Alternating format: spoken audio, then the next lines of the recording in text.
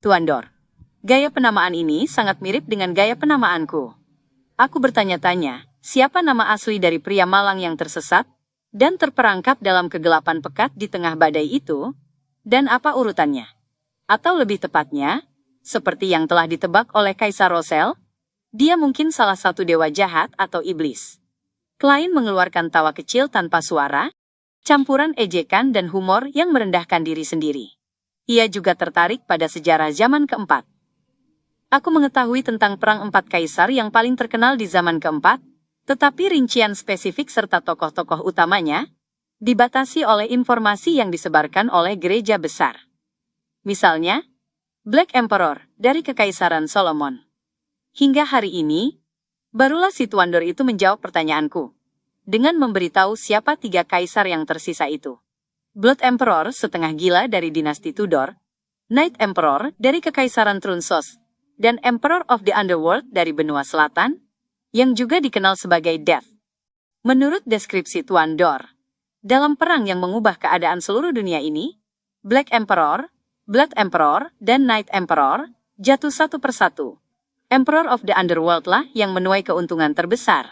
Setelah mengatakan itu, Tuan Dor menambahkan dengan makna mendalam, bahwa setelah lebih dari seabad mencerna, Death menjadi gila, tetapi dia juga menjadi lebih kuat.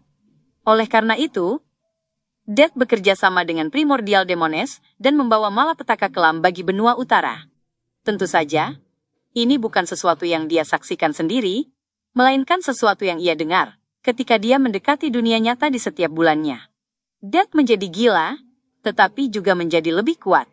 Bahkan para dewa bisa menjadi gila? Sungguh kalimat yang mengerikan. Namun, ini juga menegaskan tebakanku. Sebelum zaman kelima, para dewa itu sering turun ke dunia nyata, ikut serta langsung, mengacaukan situasi di benua utara dan benua selatan. Mereka bahkan mungkin muncul sendiri seperti Death. Aku bertanya kepada Tuan Dor, apakah ia ikut serta dalam Perang Empat Kaisar? Jika ya, peran apa yang dia mainkan? Dan posisi apa yang dijaga oleh 7 dewa itu dalam perang ini? Peran apa yang mereka mainkan? Tuan Dor tidak menjawab pertanyaanku. Dia hanya berkata dengan nada menggoda, bahwa jumlah tokoh-tokoh agung yang menonjol di zaman keempat, jauh melebihi imajinasiku. Selain itu, dia juga menyebut 2 hukum. Satu adalah Law of Beyonder Characteristic Indestructibility, atau hukum keabadian karakteristik Beyonder.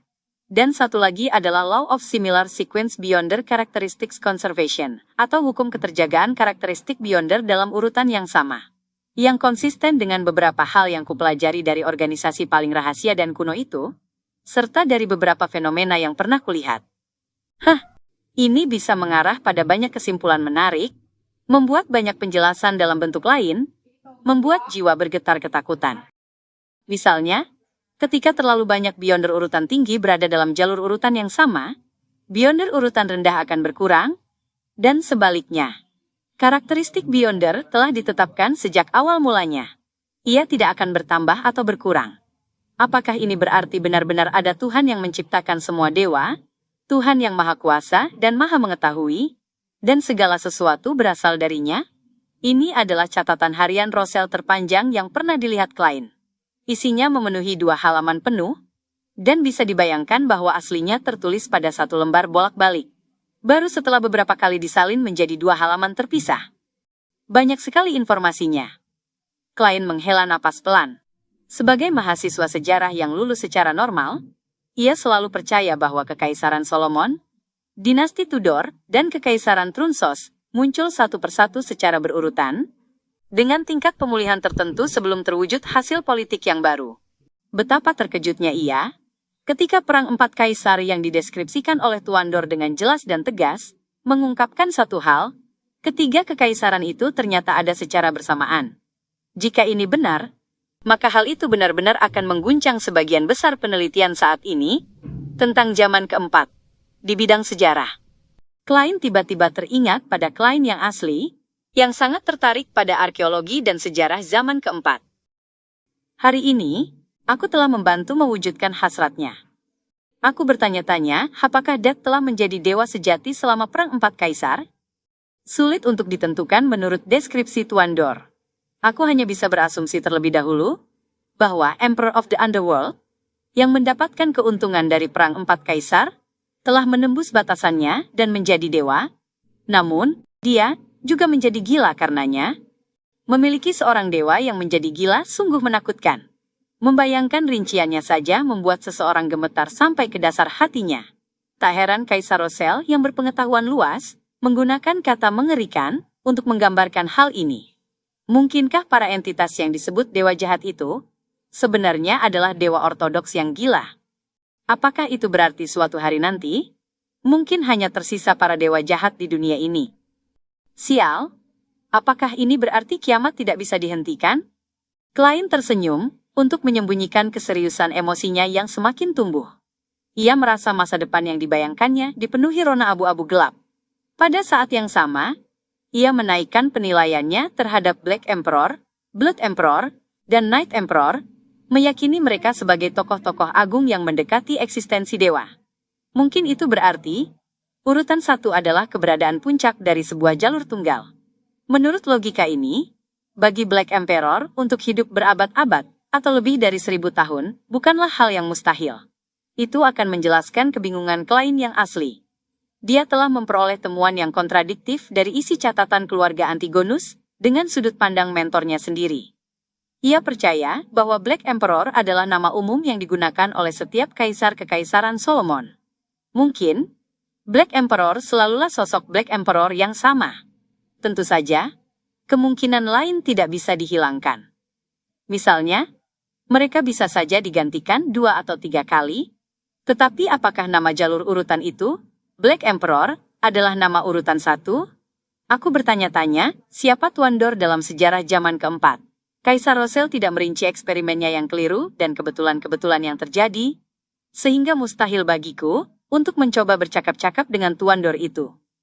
Hukum keabadian karakteristik Beyonder dan hukum keterjagaan karakteristik Beyonder pada urutan yang sama, memiliki uraian yang sama seperti yang digunakan oleh sang kapten. Mungkin istilah yang ia gunakan berasal dari Kaisar Rosel. Menurut kedua hukum yang dideskripsikan oleh Tuan Dor, kita memang bisa menarik banyak spekulasi menarik. Misalnya, dengan begitu banyak artifak suci dan Beyonder urutan tinggi di dalam 7 gereja, tidak seharusnya terdapat banyak Beyonder urutan rendah. Tetapi ini bertentangan dengan kenyataan, dan satu-satunya penjelasan yang masuk akal adalah adanya pemberian tambahan dari para dewa. Misalnya, apakah kehancuran Nation of the Evernight atau negara malam abadi disebabkan oleh hukum keterjagaan karakteristik Beyonder, bahwa kepemilikan sumber daya Beyonder semata-mata menjadi penyebab masalah? Atau, dapatkah dikatakan bahwa keberadaan mereka secara serius melemahkan potensi jalur Evernight dan mengancam posisi sang dewi? Misalnya, secara teori, beberapa artifak tersegel juga bisa digunakan sebagai bahan utama untuk ramuan, atau bahkan bisa dianggap setara dengan ramuan. Tentu saja, prasyaratnya adalah menghilangkan semua bahaya laten dan kegilaan yang terkandung. Tak heran, dokumen-dokumen yang digali menyebut zaman keempat sebagai Epoch of the Gods. Ternyata pada zaman itu, banyak catatan tentang para dewa turun. Lalu, apa yang menyebabkan mereka berhenti datang, sampai tidak ada wahyu lagi? Seandainya bukan karena para Beyonder menerima respons dari sihir ritual, barangkali banyak dari mereka akan meragukan keberadaan para dewa. Banyak gagasan muncul dalam benak Klein saat ia merasakan bahwa ia telah menyelami lebih dalam ranah mistisisme dalam dunia Beyonder ini. Ia membalik 4 halaman berikutnya, dan kecewa menyadari bahwa halaman itu tidak lagi berkaitan dengan Tuan Dor. Kemampuan aktingnya sebagai seorang clown memungkinkannya menyembunyikan emosi dengan baik, dan ditambah kabut abu-abu yang menghalangi, bahkan Audrey yang diam-diam mengamatinya, tidak menyadari adanya sesuatu yang ganjil. Ia merapikan pikirannya yang kacau, dan mulai membaca halaman ketiga dari buku hariannya. Tanggal 10 September. Aku telah menahan ini sejak lama, tetapi aku masih tidak bisa menahan diri untuk mengeluh sedikit. Aku pasti karena memilih jalur Safan kan? Tentu, ini memang memberiku keunggulan terbesar, membuat gereja memberi perhatian besar padaku. Tetapi masalahnya adalah urutan-urutan awal, kekurangan kekuatan Beyonder yang dibutuhkan untuk bertempur. Aku hanya bisa bertahan dengan mengandalkan item mistis, dan terlalu bergantung pada barang eksternal. Misalnya, urutan 9, Safan, hanya memiliki kemampuan luar biasa pada memori, pembelajaran, dan keterampilan praktis. Misalnya, urutan 8, arkeologis, memperoleh fisik yang kuat dan pengetahuan kuno yang sesuai, dan mereka hanya bisa sedikit menerapkan sihir ritual. Misalnya, urutan 7, appraiser, yang kemampuannya adalah cepat mengidentifikasi objek mistis, memungkinkan mereka menghindari bahaya tersembunyi sejauh mungkin. Misalnya, urutan 6, artisan, yang bisa menghasilkan keajaiban mesin, namun bukan objek beyonder yang sangat kuat. Selain itu, standar seseorang dalam sihir ritual akan meningkat. Tak heran nama modernnya adalah machinery specialist. Jika dibandingkan urutan 7, warlock, dan urutan 6, scrolls professor, dari jalur mystery prior, yang cukup menggoda. Akan sangat baik, seandainya hanya gereja yang memiliki urutan lengkap dan hidden sage tidak ada. Namun, akhirnya aku menerima kabar baik. Setelah aku naik lagi, aku akan memperoleh kekuatan beyonder dalam pertempuran yang bisa kujadikan milik sendiri. Urutan 5, astromancer. Nama modernnya membuatku agak takut. Sebenarnya disebut astronomer. Apakah aku akan berubah menjadi ilmuwan gila yang serba kuasa? Tuhan, ampunilah aku. Aku hanya siswa tingkat kedua pada ujian masuk perguruan tinggi. Harus dikatakan bahwa Kaisar Rosel memiliki bakat aneh dalam membuat lelucon. Bahkan Klein yang baru-baru ini lesu, tak bisa menahan gerakan bibirnya, ingin menyalakan lilin untuk senior ini. Belajar dengan giat dan terus meningkat setiap hari memang pepatah yang bijak. Ia mengejek dan mengingat sifat unik dari gereja God of Steam and Machinery. Mereka kekurangan kekuatan beyonder untuk bertempur, tetapi mereka pandai membuat dan menggunakan barang. Setelah membalik ke halaman ketiga buku hariannya, Klein melanjutkan membaca. Tanggal 2 Juni, kerajaan telah menciptakan kekacauan, berulang kali, menghasut perang, tanpa mampu sepenuhnya menghancurkan kekaisaran Feysak, kerajaan Loen, dan kerajaan Venapoter. Oleh karena itu, kerajaan tak punya pilihan selain menanggung utang besar, dan ekonominya berada di ambang kehancuran. Dari pengamatanku, rakyat, pedagang, dan prajurit sangat tidak puas. Kerusuhan hanya kekurangan sebuah pemicu. Ini adalah kesempatan bagiku. Tetapi aku harus sangat berhati-hati. Keluarga Sauron telah menyaksikan sejarah zaman keempat, dan ia adalah keluarga kuno dengan kemungkinan tinggi memiliki beyonder dengan urutan tinggi. Aku membutuhkan dukungan gereja, serta memperoleh kesepakatan diam-diam dengan gereja Eternal Blazing Sun. Aku tidak bisa muncul langsung. Pertama, aku akan membiarkan para pemberontak menghancurkan tatanan, sebelum aku menutup semuanya sebagai pelindung dan penyelamat. Konsul Rosel Gustav. Aku suka nama itu. Tanggal 3 Juni. Setelah berdiskusi dengan Edwards dan yang lain, aku menyerah pada ide untuk mencapai kesepahaman diam-diam dengan gereja Eternal Blazing Sun. Hal ini bisa saja membuka niat asliku, membuat keluarga Sauron dan para bangsawan kuno yang mendukung mereka mengetahuinya lebih awal dan mengambil tindakan langsung. Itu akan membuat segalanya menjadi sangat sulit dan berbahaya. Sayang sekali, Grim mati di Laut Kabut. Dialah yang paling cerdas di antara kami. Turunlah ke dalam kekacauan. Turunlah. Hanya dengan semuanya berada dalam kekacauan, aku bisa mendapatkan kesempatan untuk memancing di air keruh. Hanya ketika keluarga Sauron tidak mampu menangani situasi ini, barulah gereja Eternal Blazing Sun akan dengan enggan mengakuiku.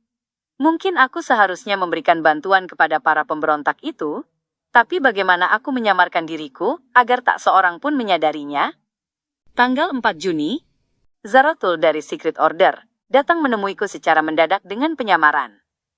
Lalu, Klein hanya merasa penasaran tentang alasan mengapa Zarathul, pemimpin Secret Order, mencari Rosel menjelang pemberontakan dan kudeta, ketika ia menyadari bahwa 2 halaman berikutnya sama sekali tidak berhubungan dengan hal itu.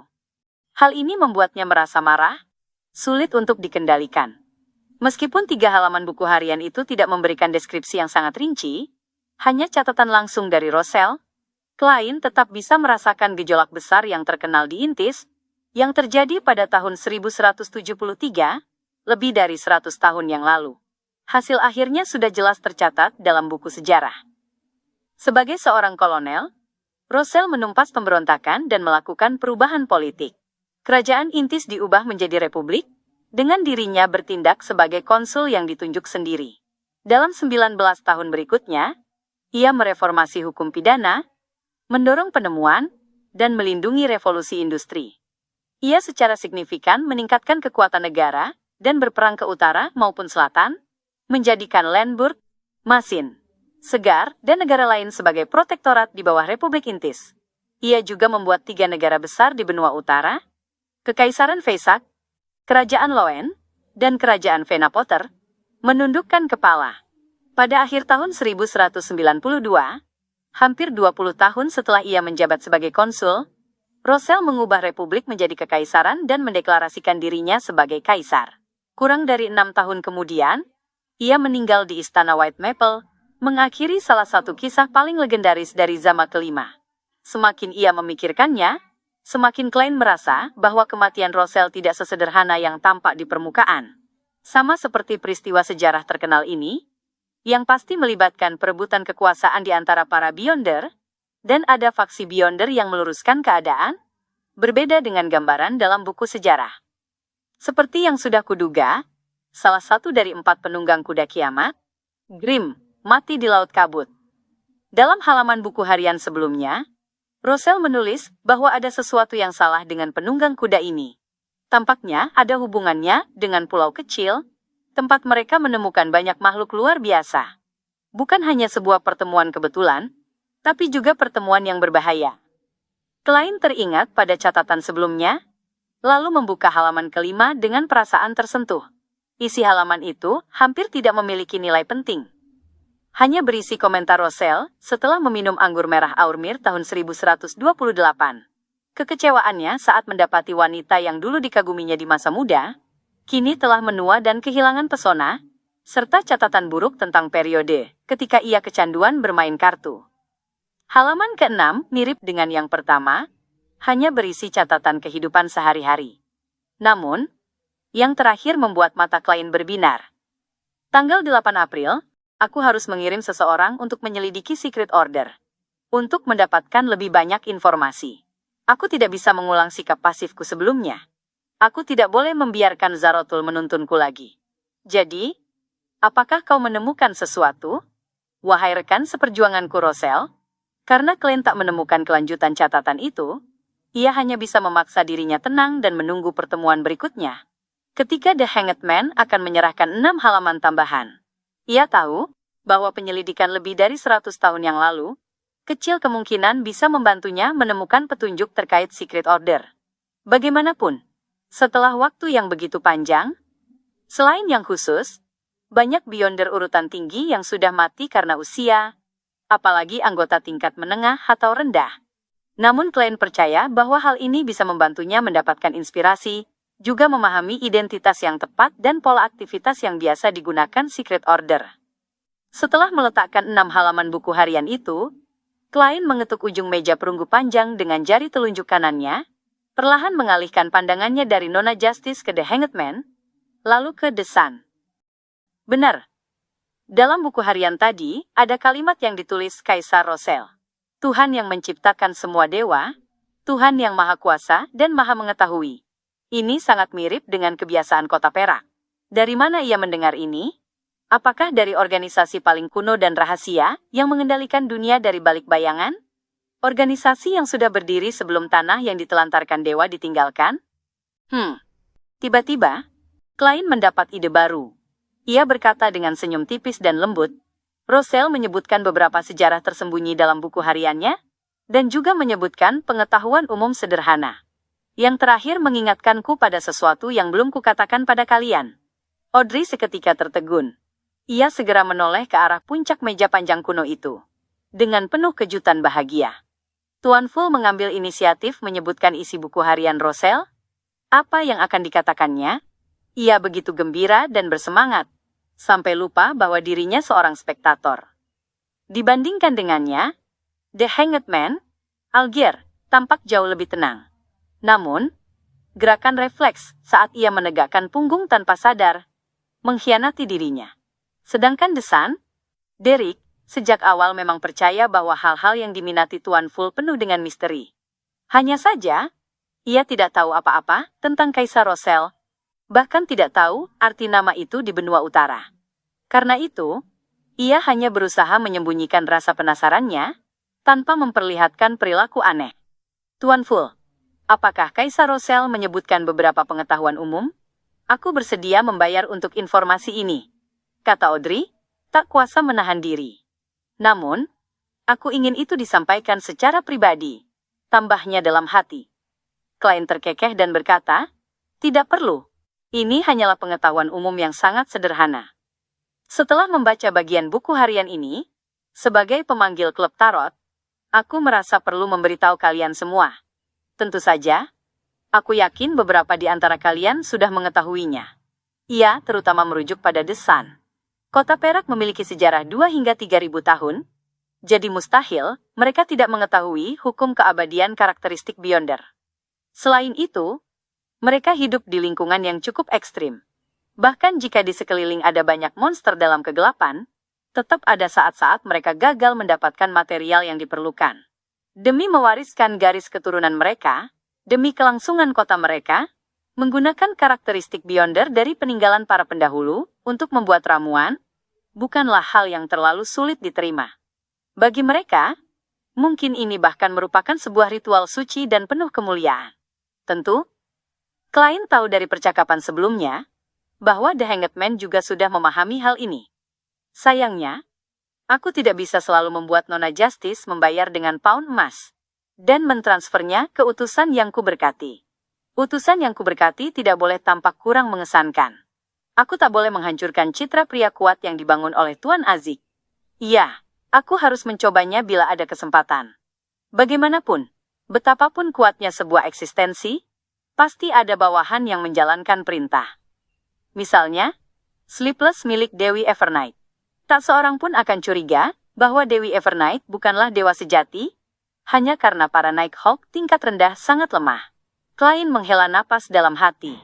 Terima kasih banyak, Tuan Fu. Anda benar-benar terlalu dermawan, seru Audrey dengan gembira.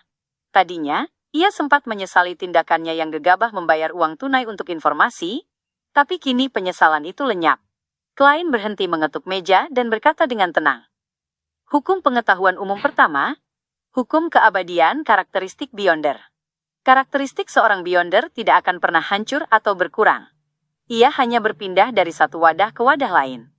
Tanpa kusadari, aku menggunakan nada suara kapten.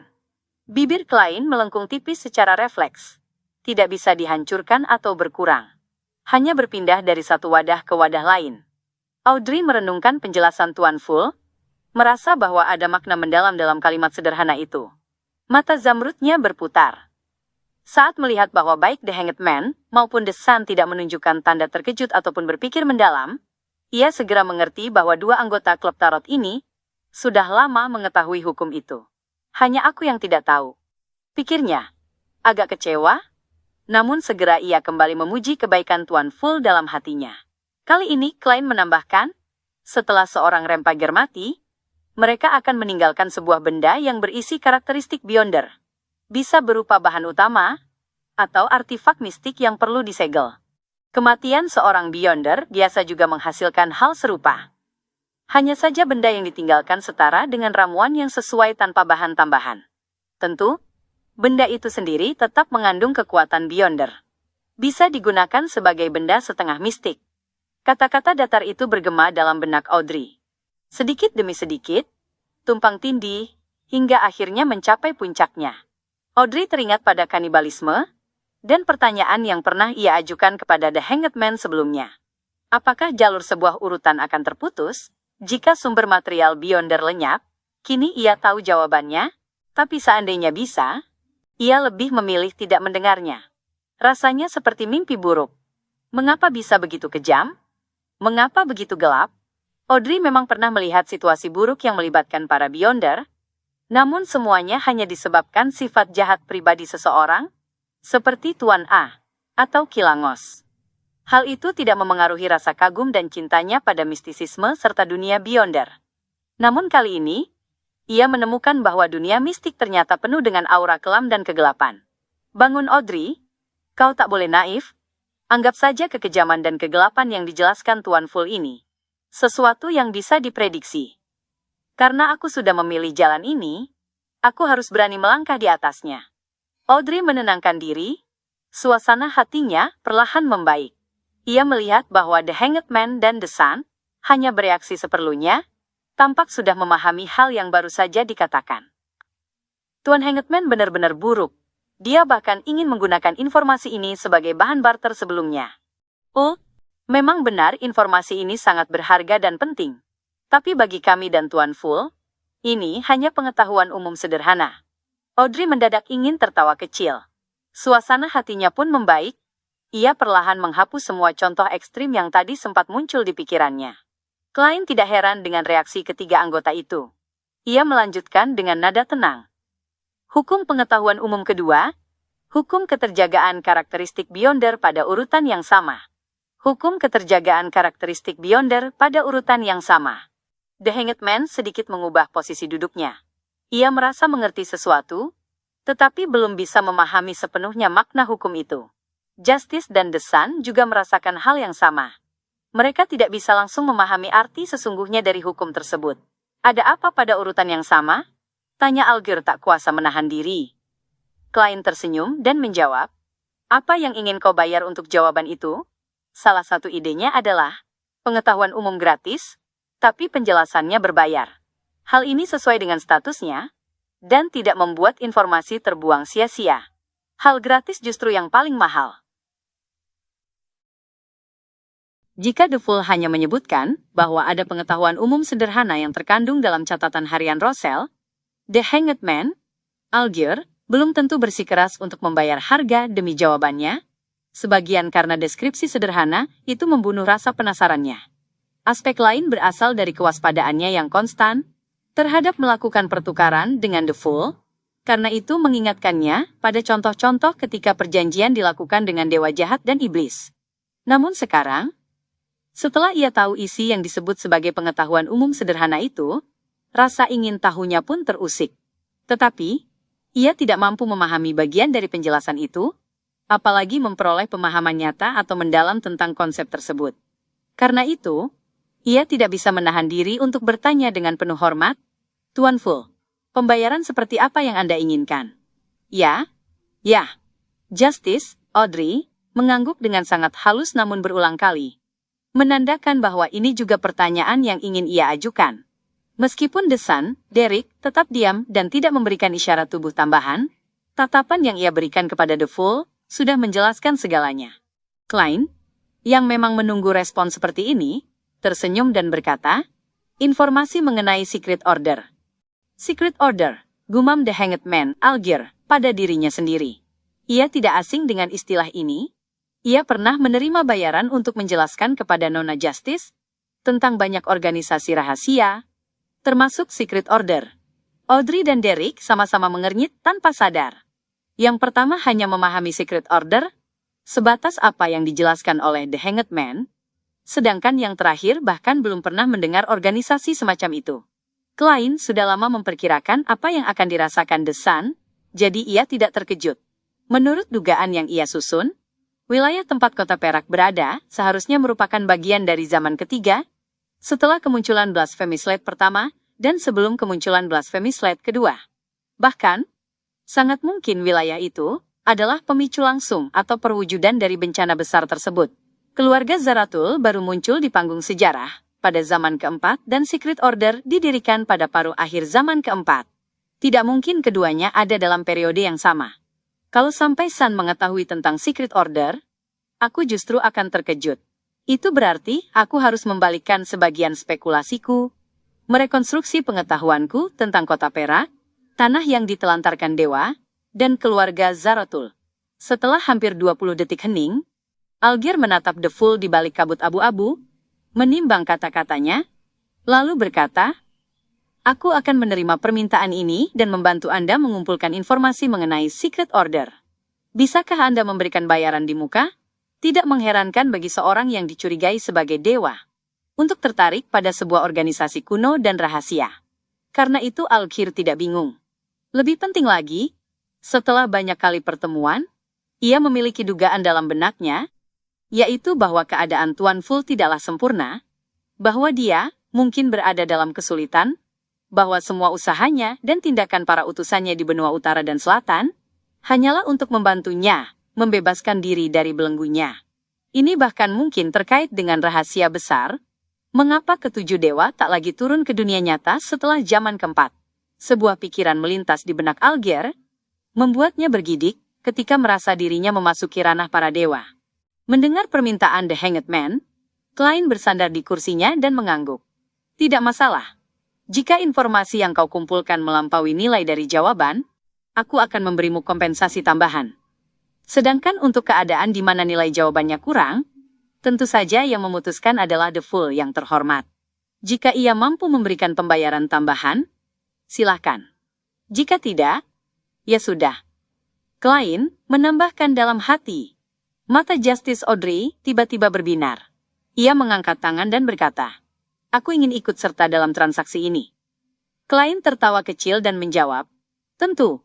Terus terang, target utamanya memang Nona Justice, karena ia adalah penduduk asli Backland, dan telah melibatkan dirinya dalam beberapa lingkaran Beyonder.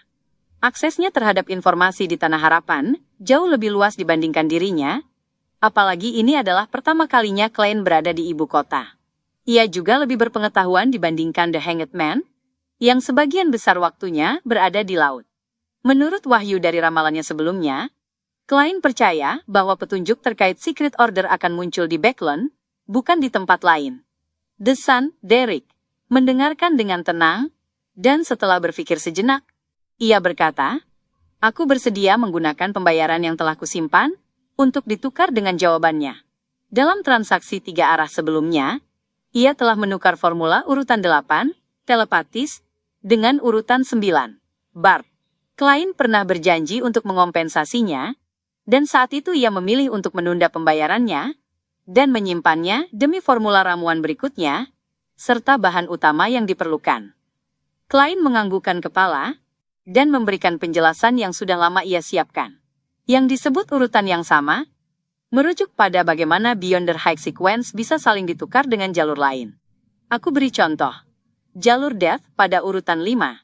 Gatekeeper tidak hanya bisa naik tingkat secara normal, tetapi juga bisa memilih Demon Hunter, yang merupakan urutan 4 jalur raksasa sebagai urutan selanjutnya dari jalur Gatekeeper. Ini tidak akan menimbulkan bahaya kehilangan kendali, juga tidak akan menimbulkan penumpukan kegilaan. Ini berbeda dengan meminum ramuan yang salah. Tentu saja, jika bukan urutan yang sama, maka kondisi setengah gila adalah hasil terbaik yang bisa didapat.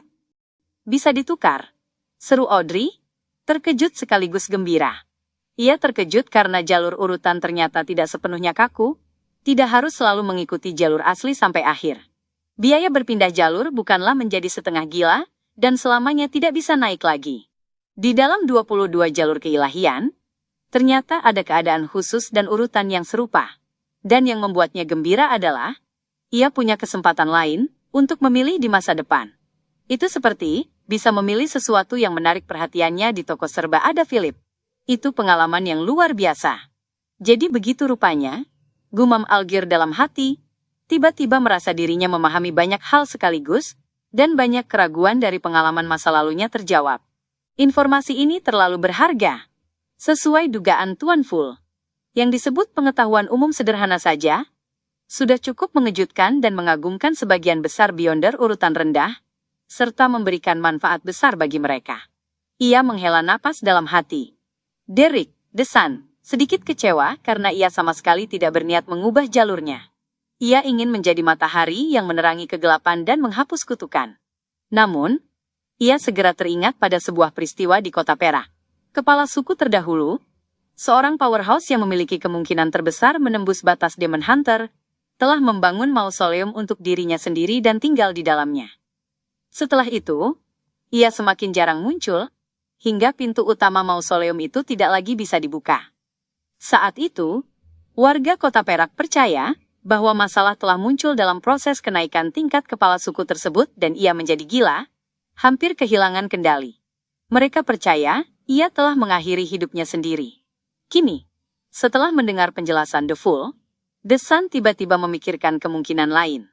Kepala suku itu mungkin berusaha naik urutan melalui jalur serupa. Dalam salah satu penjelajahannya jauh ke dalam kegelapan, ia mungkin memperoleh formula yang sesuai dengan jalur Death, dan mausoleum itu bisa saja merupakan syarat khusus. Tapi pada akhirnya, ia tetap gagal. Namun mengapa ia tidak berubah menjadi monster? Apa yang ia temui di dalam mausoleum gelap itu? Apakah kota perak memang tidak memiliki formula ramuan urutan setelah Demon Hunter? Saat pikiran-pikiran ini melintas di benaknya, Derek tiba-tiba tersentak sadar oleh suara lembut Nona Justice. Tuan Full, bolehkah saya bertanya? Jalur apa saja yang bisa ditukar dengan urutan jalur spektator? Urutan 4 Demon Hunter terdengar cukup bagus. Itu sangat cocok untukku. Sangat cocok untuk Justice. Audrey mengagumi nama high sequence pertama yang ia ketahui. Aku juga ingin tahu. Klein tergoda untuk menjawab pertanyaan Nona Justice dengan cara itu. Namun sebelum ia sempat mengatakan apapun, Audrey menambahkan dengan nada ragu, aku bisa membayar untuk jawaban dari pertanyaan ini. Beberapa banyak pound emas yang menurut Anda cukup? Aku percaya bahwa para utusan yang Anda berkati memerlukan sejumlah dana untuk aktivitas mereka. Setelah mengatakan itu, ia teringat bagaimana para utusan yang diberkati Tuan Full dengan mudah menaklukkan bajak laut Admiral Kilangos, yang memiliki creeping hunger. Jelas, itu adalah seorang Beyonder High Sequence, sehingga ia hampir berkata, maafkan saya, Tuan Full. Anggap saja saya tidak pernah mengatakannya. Namun, karena sudah terlanjur bertanya, ia tak bisa mundur lagi. Ayo Audrey, mungkin The Fool punya utusan yang lebih lemah? Audrey menggigit bibirnya pelan. Diam-diam menyemangati dirinya sendiri. Pound emas? Klein berpikir serius dan berkata, kita akan melakukan transaksi setelah informasi mengenai Secret Order terkumpul cukup banyak. Saat ia berbicara, ia teringat informannya di Alchemist Psikologi, Daxter Guderian. Kapten dan aku. Identitas Daxter sebagai informan sudah tidak bisa diverifikasi lagi. Aku tidak tahu apakah ini sebuah tragedi atau komedi. Sayang sekali aku tidak bisa lagi menghubunginya. Kalau tidak, itu akan menjadi cara paling mudah untuk memperoleh informasi mengenai jalur spektator darinya. Klein menyeringai kecil. Baiklah, jawab Audrey dengan gembira. Percakapan keduanya membuat The Hanged Man, yang sebenarnya ingin menanyakan hal serupa, akhirnya menutup mulut. Ia memilih menunggu hingga ia berhasil mengumpulkan cukup banyak informasi tentang Secret Order. Setelah sejenak hening, Audrey menoleh pada Tuan Full dan sedikit mengangkat tangannya. Setelah menerima anggukan persetujuan, ia pun menoleh pada anggota di seberangnya dan bertanya dengan penuh antisipasi, Tuan Hanged Man, tips dariku telah membantumu menyelesaikan Vice Admiral Hurricane. Apakah kau sudah menyiapkan kelenjar pituitari lengkap dari Rainbow Salamander dewasa? Itulah salah satu alasan aku kembali ke laut. Alger mengangguk ringan dan berkata, aku sudah mendapatkan material Beyonder yang kau inginkan. Tapi bagaimana aku harus memberikannya padamu? Bagaimana? Bagaimana aku harus menerimanya? Audrey tertegun sejenak, kehilangan arah dalam pikirannya. Mustahil aku memberikan alamatku begitu saja. Aku juga tidak bisa melakukannya melalui Sio dan Force. Itu akan membocorkan fakta bahwa aku seorang Beyonder. Bukan tidak mungkin. Kaisar Rosel pernah berkata, bahwa dalam kondisi tertentu kita harus memilih yang lebih ringan di antara dua kejahatan. Saat itu, hati Klein tergerak. Ia mengetuk ringan tepi meja panjang dan tersenyum. Nona, Tuan, apakah kalian bersedia bekerja sama denganku untuk mencoba sesuatu terkait hal ini?